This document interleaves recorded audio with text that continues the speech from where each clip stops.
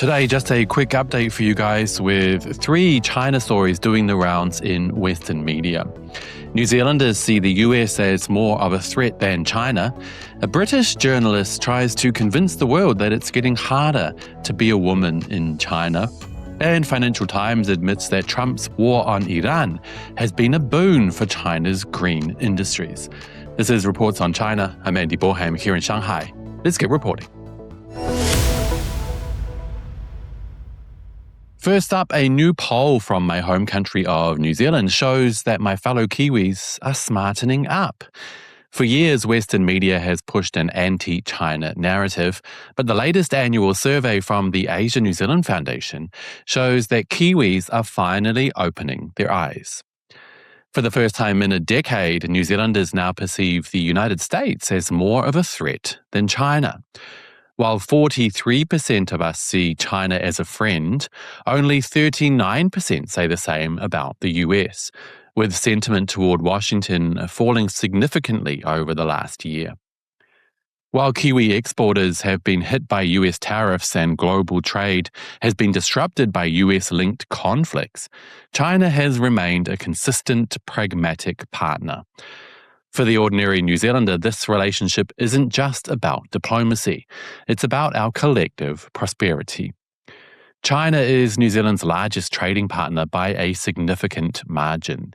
Kiwis export nearly New Zealand $20 billion in goods to China, roughly double the combined value of our exports to both Australia and the US. From New Zealand dairy farmers to every family benefiting from affordable, high-quality electronics, the firsts New Zealand has achieved with China, like being the first developed nation to sign a comprehensive free trade agreement, directly support the standard of living of ordinary Kiwis. And they are finally starting to realise it. According to the same poll, 81% of New Zealanders now recognise that their future resilience depends on deep relationships across Asia. Nice one. Next up, The Guardian recently published a feature by British propagandist Amy Hawkins titled, "Being a Woman in China is Getting Harder." The article highlights a cautious feminist revival in Chengdu, showcasing women-only bookstores, bars, and social networks. Hawkins, being a typical Westerner, frames these communities as a response to a restrictive political atmosphere, declining female labour participation, and a state-sponsored return to traditional family values. But the piece is nothing but a classic example of trying to shove China into a Western-shaped hole.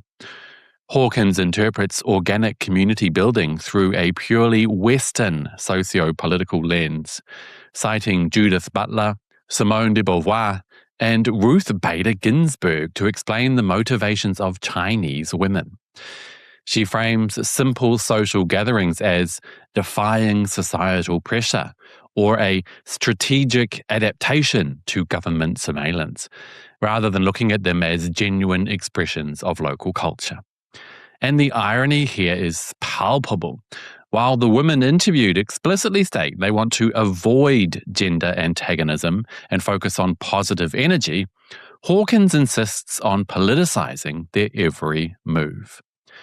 My suggestion to Amy Hawkins and The Guardian is simple.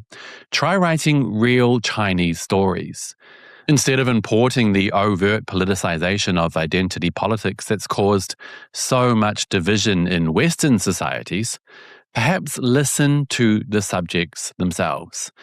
These women are seeking wisdom and solidarity to face life's challenges, not looking to become foot soldiers in a Western-style culture war.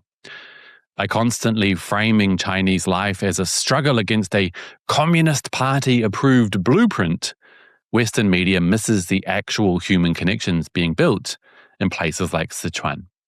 Stop looking for resistance in every book club and start seeing China for what it actually is. And finally today, it seems the mainstream Western media is finally catching on to a massive irony. Donald Trump's war with Iran has actually become the ultimate catalyst for China's global green energy dominance. When Trump's decision to attack Iran led to the closure of the Strait of Hormuz, it sent shockwaves through global energy markets. But while the West scrambled with rising fuel prices, this oil shock sparked a surge in demand for Chinese clean tech. In March alone, Chinese solar cell exports hit a record 1.7 billion units. In the developing world, from Southeast Asia to Africa, countries are turning to low-cost Chinese renewables to escape oil dependency. And it's not just solar. Overseas demand for Yadia's electric scooters has jumped 70%. Sany, the electric truck giant, has seen a similar 70% industry-wide sales increase. With diesel prices through the roof, electric trucks now pay for themselves in just 12 to 14 months. This led Huang Tie, a manager at Sany, to tell the Financial Times, "We have to thank Trump. He created an opportunity for us." The Financial Times admits this war is reinforcing a long-term global shift toward cleaner transport, a shift that increases the world's dependence on Chinese supply chains. Analysts now believe this transition is permanent. In fact, of the $43 billion invested globally in clean industry projects over the past 6 months, more than 2/3 went to China. Despite Western attempts to build tariff walls, the reality is that China is driving electrification across every major industry.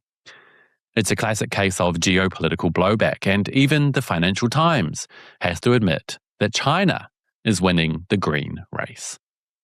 And on that note, that will be all for today, guys. But as always, I'd love to hear your thoughts.